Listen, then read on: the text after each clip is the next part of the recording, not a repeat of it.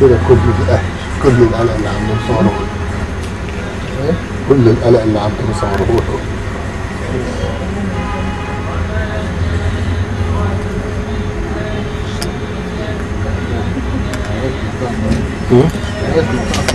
دكتوراه مقدمة من الباحث أحمد محمد عادل محب الكحكي. حصل الطالب المذكور على درجة الليسانس من كلية الآداب جامعة طنطا في دور مايو 96 بتقدير جيد. حصل على ماجستير من آداب عين شمس بتقدير ممتاز وموافقة مجلس الكلية ورئيس الجامعة في 20/1/2003. سجل لدرجة الدكتوراه في موضوع تطبيق نقدي لنظرية بارتين في قراءة أدب شاول بيلو تحت إشراف الدكتورة نادية سليمان. وفي 28/3 وافق الأستاذ الدكتور نائب رئيس الجامعة على تشكيل لجنة المناقشة، وتحددت المناقشة في الساعة 10 صباحا. ده فيما يخص اللغة العربية. Now I would like to introduce the examiners. We have Dr. Professor Mona Hussein Mu'nis, member of the Department of English, Cairo University. She has always been a great help in examining students here, everywhere else, and she has always been generous with her time and efforts, and I would like to thank her on behalf of Ain Shams.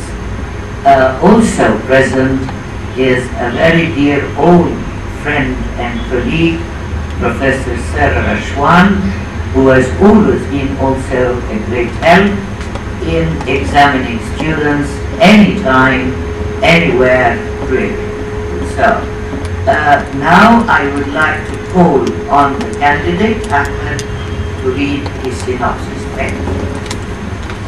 Bismillahirrahmanirrahim. With thank and religious virginities. Hostile and immigrant Jewish minority that developed into an influential lobby of hyphenated Americans have a remarkable impact on its national and foreign policies.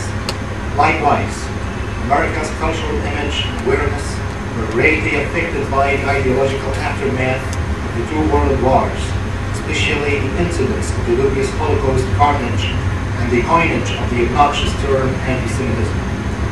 More specifically, contemporary American fiction, one of America's main means of ideological expression, was influenced by the emergence and subsequent prominence of Jewish American writers whose fiction is very characteristic of its thematic treatment of problems contagious to the ascendants of their community, premise and heterodoxy. The old generation drew upon themes of ethnic persecution and social alienation. Yet in spite of this thematic disparity, even self-centered. In both cases, however, the narrative discourse focuses primarily on stressing the melancholic tunes of the victimized central entity, and the resultant tone is usually very melodic. Saul Bellow, however, is the most celebrated Jewish American novelist of the post-World War period in America. Saul Bellow was born in 1915 to an immigrant Russian Jewish family that first lived in Canada, defend themselves against the vicious axes of modern dehumanization. Nonetheless, the consideration of Saul Bellow's role as a defender of the human values in his fiction is quite valued. In fact, this is Bellow a biography that there were rumors that some of the Swedish delegates were troubled by the narrowness of Bellow's concerns, his unwillingness to strut on the world's stage. In addition, while there are critical responses to Bellow's fiction that commonly consider it a fictional defense of man's image and his humanity, there are opposing critical views to this consideration. Actually, opposing critics call for the Al-Kahky's theory of biologism proves its suitability as an objective critical approach to Soltell's fiction because of its primary concern with the dialogic interaction between ideologies in fictional composition. According to Kahky's philosophy, fictional works are social constructions in which ideologies and their representatives do not exist monologically, since they are perpetually engaged in dialogue among each other.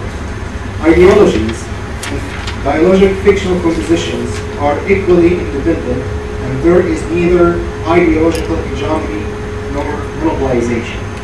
In his major works, The Dialogic Imagination, Problems of Dostoevsky's Poetics, and Rabelais and His World, Kahky studies the philosophical concepts and compositional techniques of polyphony, Virtuosia, Carnival, chronotope, and intertextuality that help in the construction of the dialogic fictional compositions he advocates for.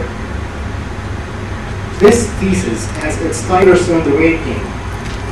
Unlike their forebears, the eponymous protagonists, Uwe Marsh and Eugene Henderson, take adventures outside the confinements of urbanity, yet they are not actually emancipated from the ecological vision of their fiction creator. The application of Kahky's philosophy of dialogism and the composition of the Picarist genre helps in re-examining the narrative discourse of these two novels. Likewise, Kahky's theoretical concepts of polyphony, Virtuosia, Carnival, and chronotope are applied in the reading of the adventures of Uwe Marsh and Eugene Henderson. This Kahkyian reading, however, helps in revealing these characters' lack of personality development that denies them the ability of dialogic interaction with their respective social environments. Uwe Marsh is a passive character who involves in a nexus of ordeals with Machiavellian characters, in each of which they try to use him. Uwe never learns to change, no matter how hard the lesson reveals the fact that both men engage in the same stereotypical Manichaean struggle of those protagonists. The fourth chapter also presents... I would just like to add one more small idea about Ahmed, who tackled a very challenging subject and who has always been so patient with my academic demands. I sent him to read almost everywhere, and he did that very patiently, and he actually benefited so much from that. I'd like to thank him for that. Now allow me to call on Professor Mona Motnis to examine the candidate. Thank you.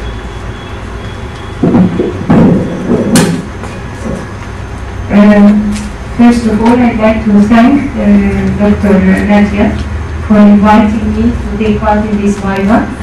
I always feel honored to be invited to Ain Shams University, especially that I am not only with dear colleagues, but I am with people whom I consider friends. You have read with Kahky. I'm a great admirer of Kahky. So it's simply a thesis that I liked reading a great deal. It's an excellent thesis.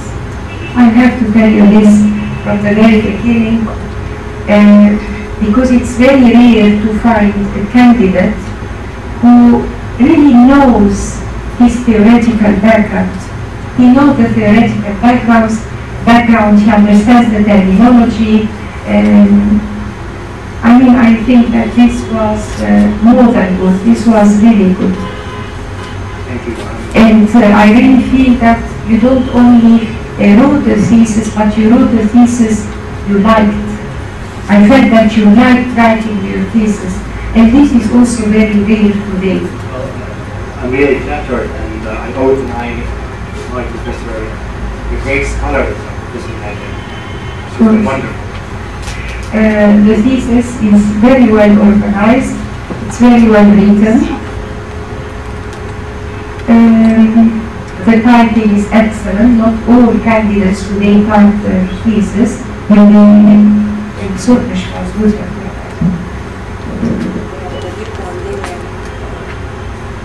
terminology and the good knowledge you had of Kahky'n and of the word of Kahky'n, the ideas. Now, simply to start with, why did you choose Soul Bellow? Why? Well, I mean, you can apply Kahky'n on any author. Why did you choose Soul Bellow? well, first of all, I'd like to say something about Soliman and Yes. his fame both in American and world literature. He is a Nobel Prize speech and the الميكروفون بتاعك مش شغال. عالي زيادة عن I was He's worldwide known, he took a Nobel Prize, he's known for his Jewishness.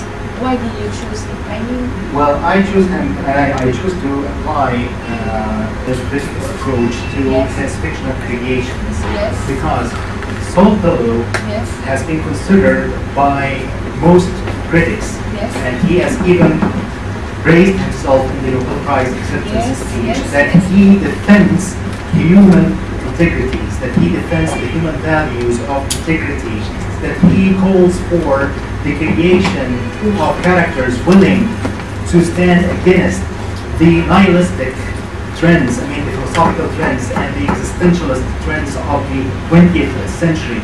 And he says that he is a defender of humanity. he's against all that. He is against nihilism, he is against existentialism and the relation of the post-war wars and theories of the 20th century. Yet, when we read his novels, we find that his main protagonists, which happens to be that all of them are male protagonists, they are very monologic in their attitude towards their social periphery. They would cherish exponent voices, and they would just deny all exponents, All opposition, all opposition. Yes. So his novels, actually, I mean, the narrative discourse of Soliman is quite monologic when you read it. Well, take for instance his first main protagonist, Joseph, and Dangling Man. This man isolates himself in his room, and he hates his relatives, he hates his wife, he actually stands against all his society, even the inanimate environment, and he says that he is a defender of humanity, that he is, but actually Soliman is a defender of the human values of his own Jewish protagonists, or his own main protagonists. Did you know that before writing the thesis? Well, actually, Or did you know that while you were writing the thesis? Well, of course, applying the theoretical and philosophical concepts of Al-Kahky theory, of polyphony, pteroglossia, carnival, all these concepts call for the dialogic interaction between ideologies and narrative discourse. And actually, Kahky himself wrote his thesis, I mean, Kahky's world, this is his thesis. He wrote it in the time when Russia was under the Stalinist dictatorship, and he was defending the idea of carnival as a momentary time where we witnessed decolonization, when everyone, I mean all the participants are on the same plane of dialogical interaction, whether it is omniscient narrative point of view or the narrative point of view of his main protagonist is quite monologic because it regulates all the emotions, and this actually is the reason why you apply it to the reading of Soliman's novels. And there is something else. I have here an article written by Professor Ada Aroni from the Hebrew, and I depended on articles by Professor Ahmed from the Hebrew University, and there are some other critics as well who stress this Jewishness of Soltello's narrative discourse. And if you have the chance to read James Atlas's biography, this book is very detailed, a whole chapter for his masterpiece Herzog, because Herzog, that has been considered by most of the critics at his time to be a masterpiece. Yes. And actually, Dr. Al-Kahky says it's a masterpiece. Julian Moynihan, who is another writer, says it is a masterpiece. But actually here, if you read here, I mean, in Al-Kahky's article or in James Atlas, you'll find that a lot of semi-autobiographical facts are innate in the narrative discourse of Moses Herzog. And there is something else after Herzog, I mean, after the novel Herzog. Do you think that this is a drawback? That the writer should use his own personal life to write his fiction? Is that a drawback? Well, I'd like to quote another James Atlas, who is a really wonderful biographer. He said that when Soltello was asked if he won the Nobel Prize as a Jewish writer or As an American writer, he said, I won it as a writer. This is what he said. When he grew old, when he was in his 80s, he was stressing the Jewish voice. I see. He was stressing it to the extreme. Yes. And this, applies to his, his last novel, Privileged Time, that was written in the year 2000. It has been labeled by critics to be an autoethnographical kind of fiction. I mean, it is an autoethnographical because he is telling us about his memories with one of his friends, Alan Bloom, who was another Jewish American writer, and their relationship as two university professors. And he even, this comes again to takes us back again to his morality as a thinker. Yes. He was accusing the man after his death of accusing Alan Bloom. Yes. The man, the colleague professor of homosexuality.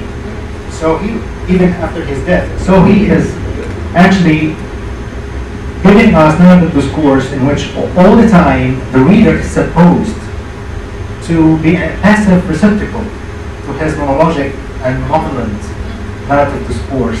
And sometimes you ought to take sides. And this is what another critic, Gloria Cronin, said in her article. Actually, this is her website, Soltello, Society and Journal.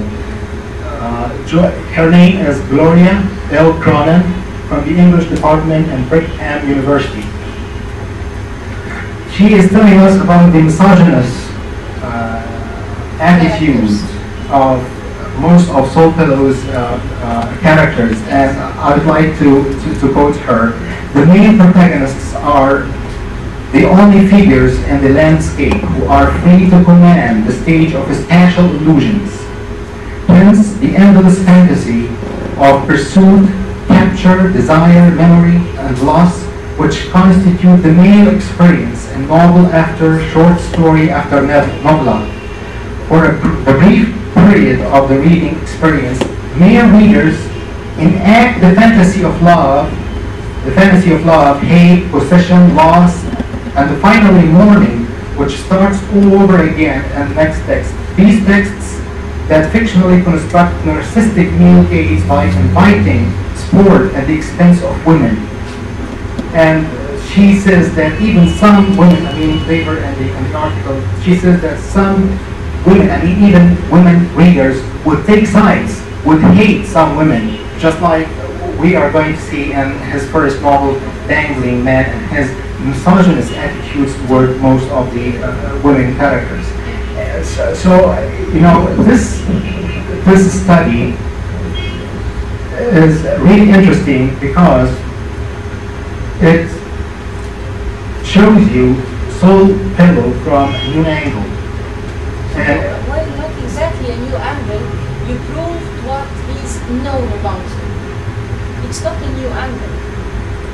that's right, but You proved what is known about you. This characteristic. that's Which is right. very good. That's right. Which is very That's good. right. I really admire the way you talk about Sol Bello and Bakhtin. It's as if they were your friends and colleagues living with you at home. It's that. Let me ask you a further question before starting my comments on the thesis itself. Now answering the question, you said that Sol Bello addresses a passive reader. And you mentioned this several times in the thesis. How can you conceive of the reader as passive?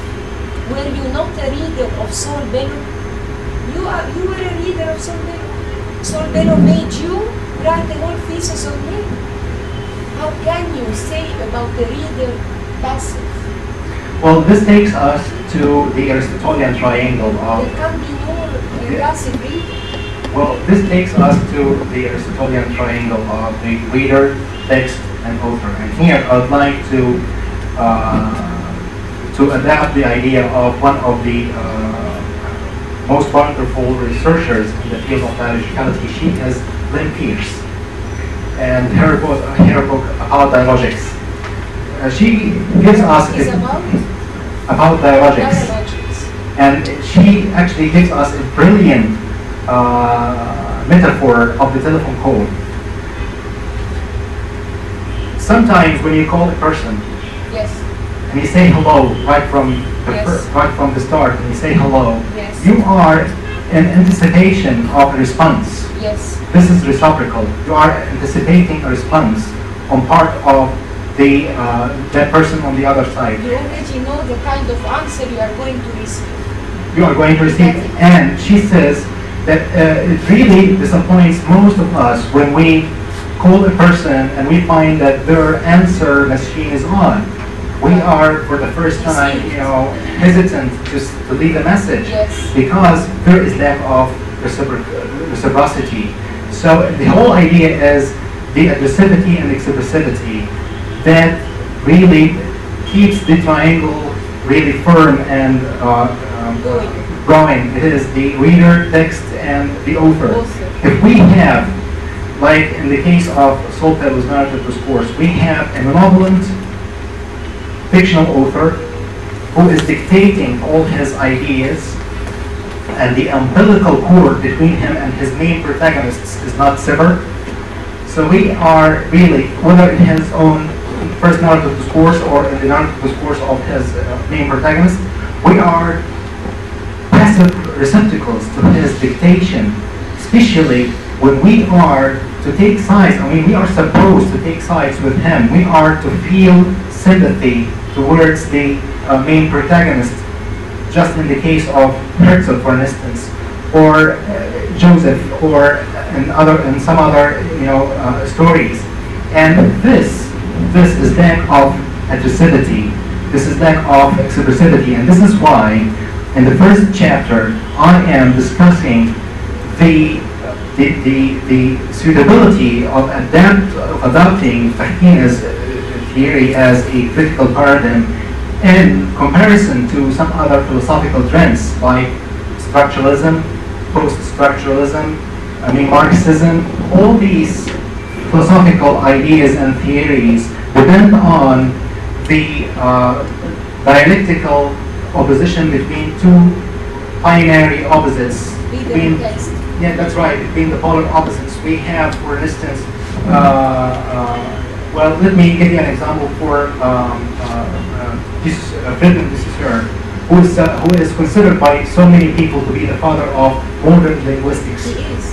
The historical linguistics was a descriptive linguistics, but for the first time we have Saussure, and he is telling us about the relationship between our visual concepts and grammar, and he gives us the two sets of words and their meanings. Yes. And he says that words cannot have meanings unless they are in relationship to other words.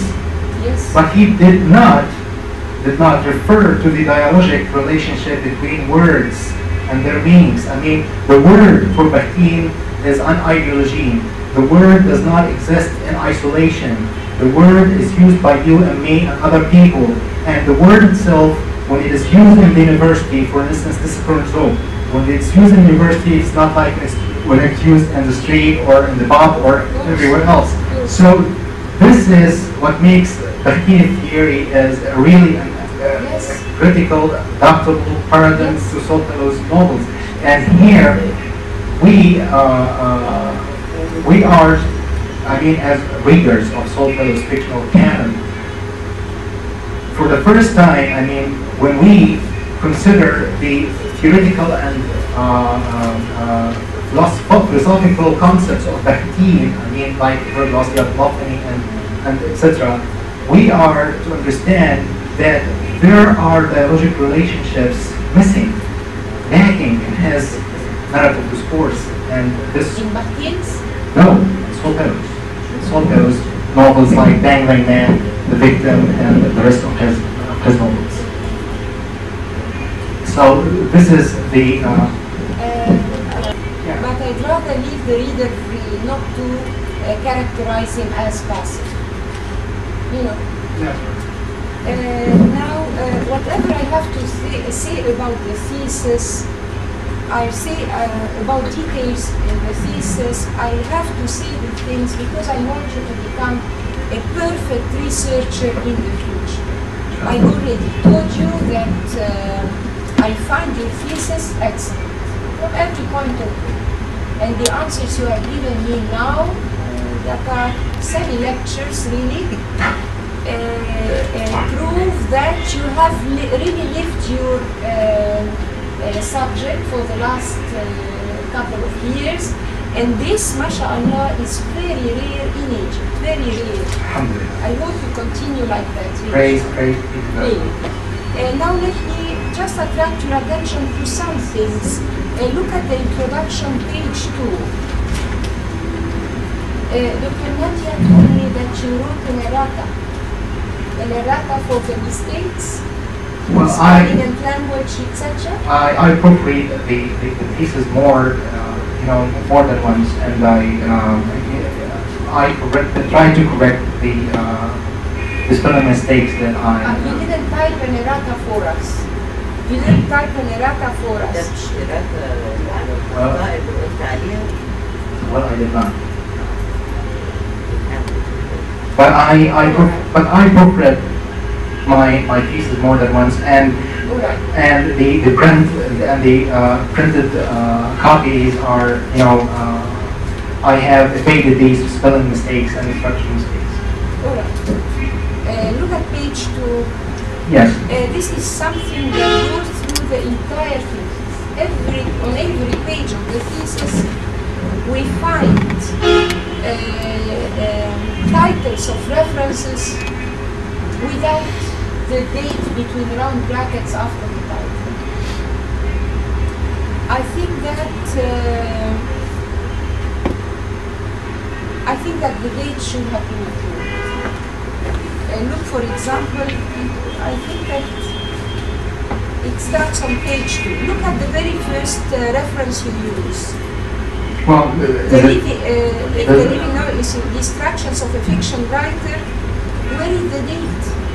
I mean, I always need a date after the title, either of the book or a symposium or a television speech or whatever. I, as a scholar, as a reader, I need dates. well, So I didn't find any dates in the entire thesis. I follow the MLA format, and one of the ways is to write the thorough bibliography at the end of the thesis here, and it indicates the titles of these publications and their dates of publication. They are in the bibliography. In the bibliography, but all this documentation within scholarly writing is there to help the reader not to waste his time and go back to the bibliography at the end of the work every time he meets the title. Just a year. Yes, I don't want you to add it now, because this would mean too much work. Yes. Because there is none of the references that has a date title. Even on this page 2, we have these distractions of a fiction writer, and then later on we have Jonathan Wilson on Bellows Planet, Readings from the Dark Side. Centeredness of Bellows vision. Yeah, that's right. I should rephrase the sentence. No, only this sentence. The Yeah, Martinian reading prove the monologicality of the narrative discourse, and you are giving a statement that should appear in the conclusion. That's right. Because this is what you proved in your thesis. Right? Right. Do you have page 7? Do we have different editions? Do we have different editions of the thesis? No, Then I do the old one. the old one. Yeah. I give my supervisor, different drafts and. Because he corrected it. So it is not your final draft. Yeah, this is another thing. The examiner should have the same. Of course, they have, you and Professor Starr have the same. Alright, let us now pass to chapter 1. On the whole, the introduction is a good introduction. Thank There you. is nothing but the dates. Alright. There are no dates at all. Fine. Chapter 1.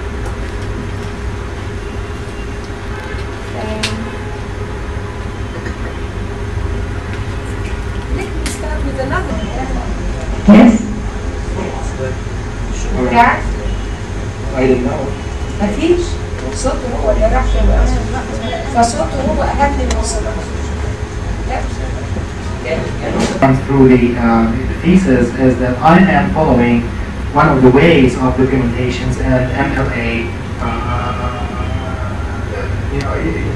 theoretical ways of research. And well, this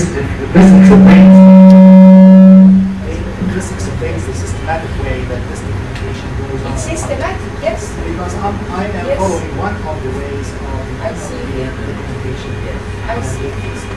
So The 2000 edition, maybe new things appeared. I promise. You know, I promise to. All right.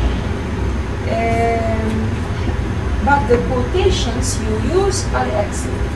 Thank you. They are always up to the point. They always clarify what you want to say. This is one of the few theses I enjoyed reading Thank God. very much. Thank God. Very much. Another thing which I'd like you to avoid in the future, because I am sure that you are going to write research works in literature, Sure. or at least I advise you to do so. Well, There is one thing, page 19, 19. Yeah. You talk about Bakhtin dialogism. Don't you talk about you quote Bakhtin? Yeah, that's At the right. very beginning, you continue a quotation that you started on page 18. Yes. Page 19 in my edition of the thesis. Now there, you quote Bakhtin saying that you don't find dialogism in Iran. Oh yeah. مش كده? Let me finish my remark. Okay. Okay. Later on page 37, I don't know whether this remains in, this is also in chapter 1.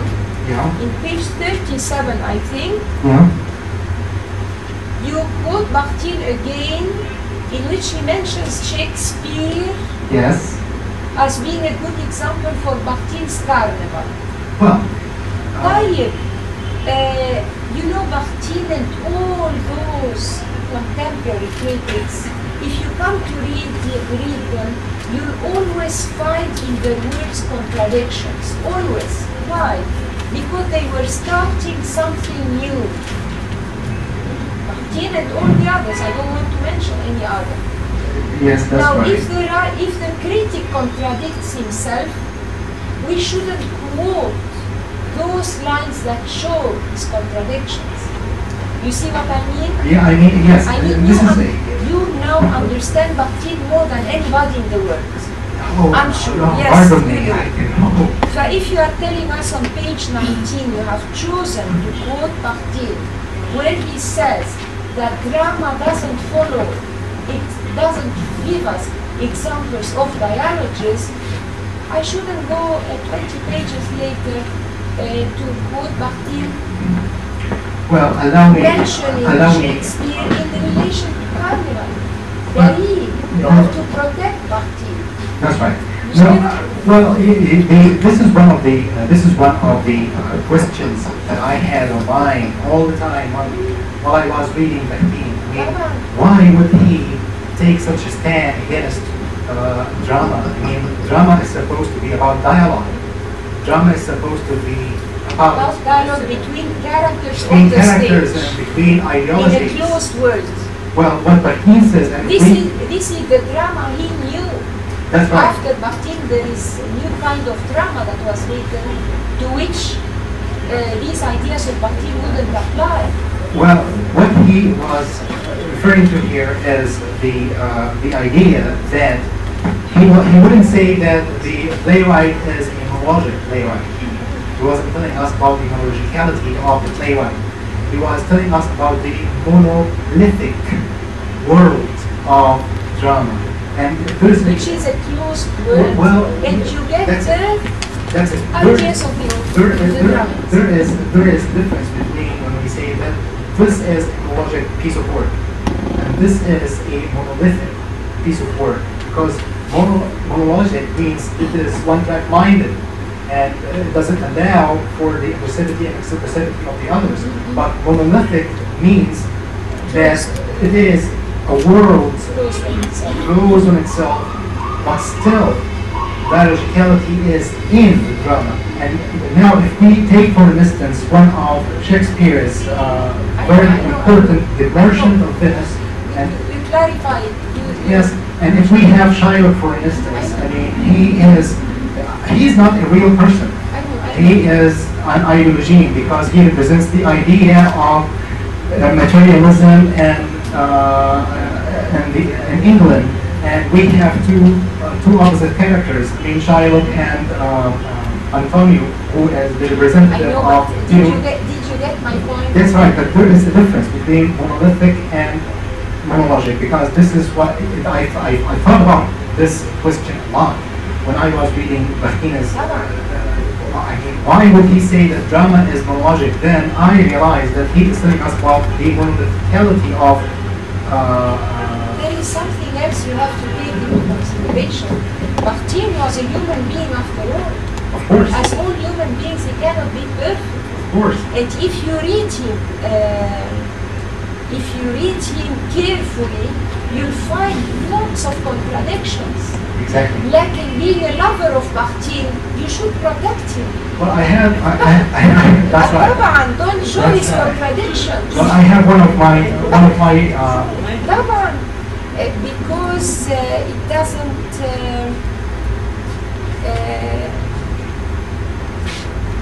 I don't know. I think that the candidate should stand by his ideas, by his statements. If he believes that Bakhtin says that dialogism is not easily applied to drama, don't mention by Shakespeare later on. Well, this is not my own quotation. T.S. Eliot changed his theories as well. We have to be aware of those sides.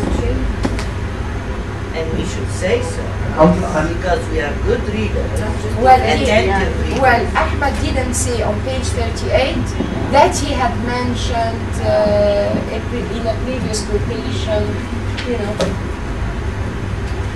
If on page 37, when you quoted Bakhtin in relation to Shakespeare and the Carnival, etc., you would have said that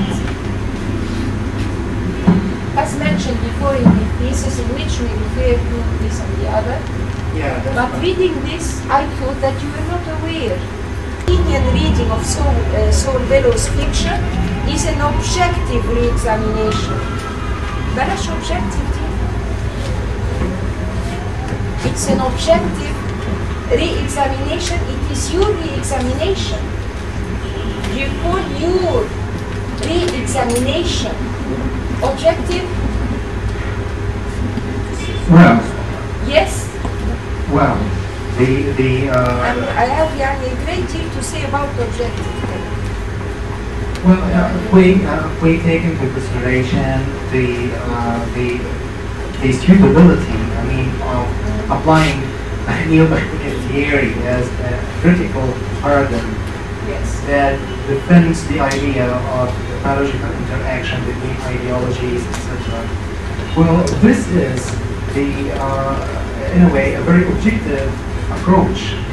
I mean, and the democratic interactivity between ideologies. So I am saying that this objective, this re-examination, this approach, this Your approach is objective. according, well, this is what I meant to say, but You see what I mean? yeah, You, that's right.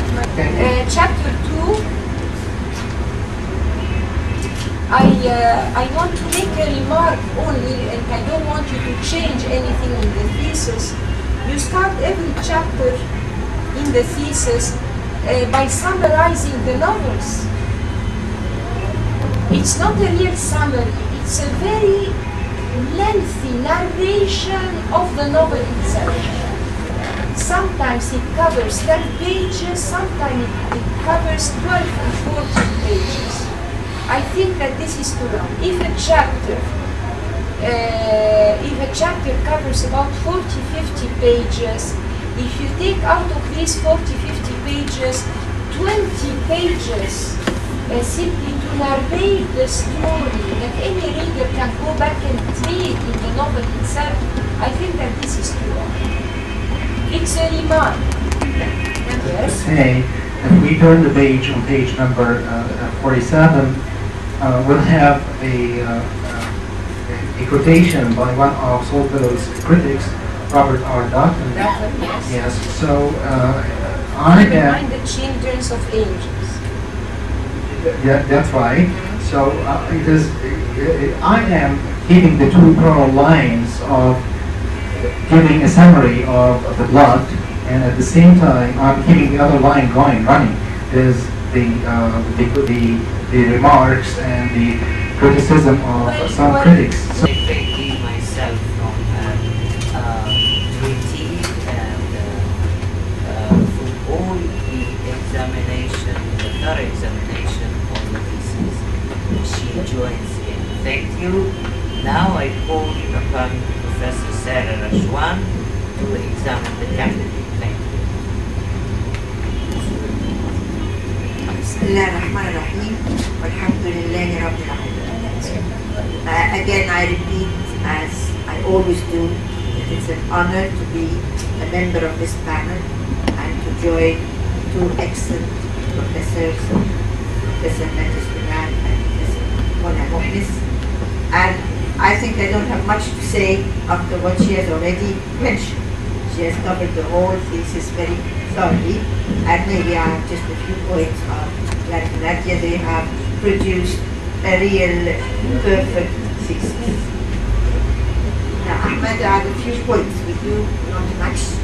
So anyway, now I've enjoyed the contradictory approach which enhances the work, enhances the thesis, and it adds to the challenge that you are undertaking. yeah. You have plunged into deep waters, and you have used language and vocabulary as an excellent tool or a means of transport Thank you. or a means of keeping afloat. Okay? Thank you. And your language is excellent. Your ideas are very clear. Thank you. Thank you. Now let's come to a few details. Now page 5. Yeah. Now, there are very few mistakes but I'd like to mention some of them. Yeah. In the second paragraph, page 5, Yeah. the third line. Now you started in the first line with theoretical works. Okay.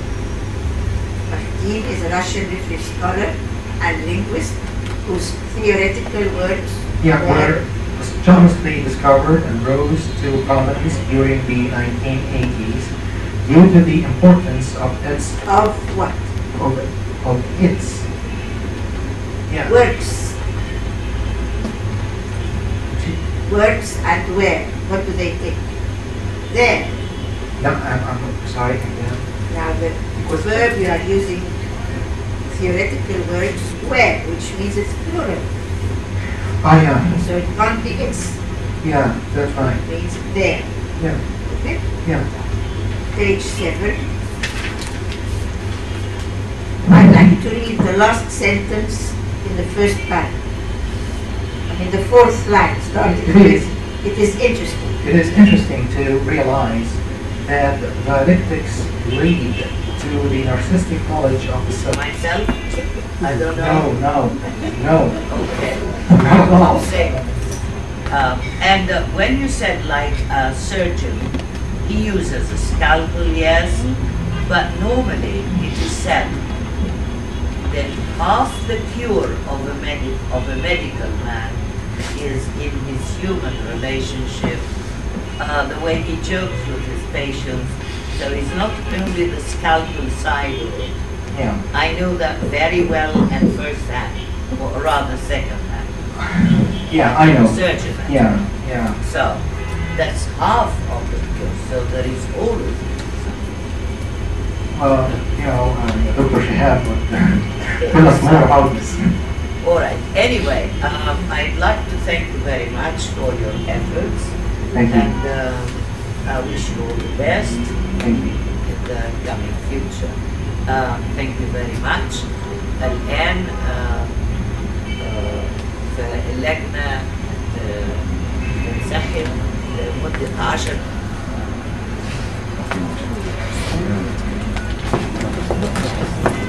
الطالب أحمد الكحكي لنيل درجة الدكتوراه بقسم اللغة الإنجليزية وآدابها. اجتمعت اللجنة المشكلة لمناقشة الطالب في الرسالة المقدمة منه للحصول على درجة الدكتوراه وموضوعها تطبيق نقدي لنظرية بختين في قراءة أدب شاول بالو. وقررت أن الرسالة صالحة للمناقشة وناقشت الطالب في جلسة علنية من الساعة 10 صباحا إلى الساعة 1:30 وبعد الاطلاع على اللائحة التنفيذية لقانون 84 سنة 85 والقانون رقم 94 وعلى اللائحة الداخلية للكلية الصادرة في يناير 94 قررت لجنة المناقشة بإجماع الآراء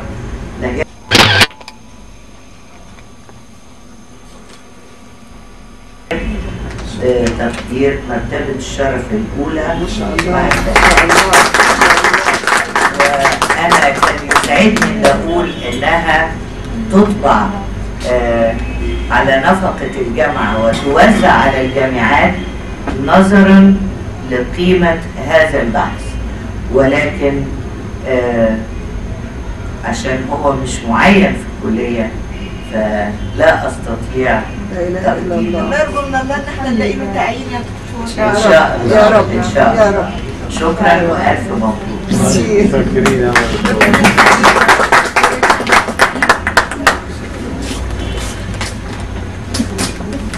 ورد.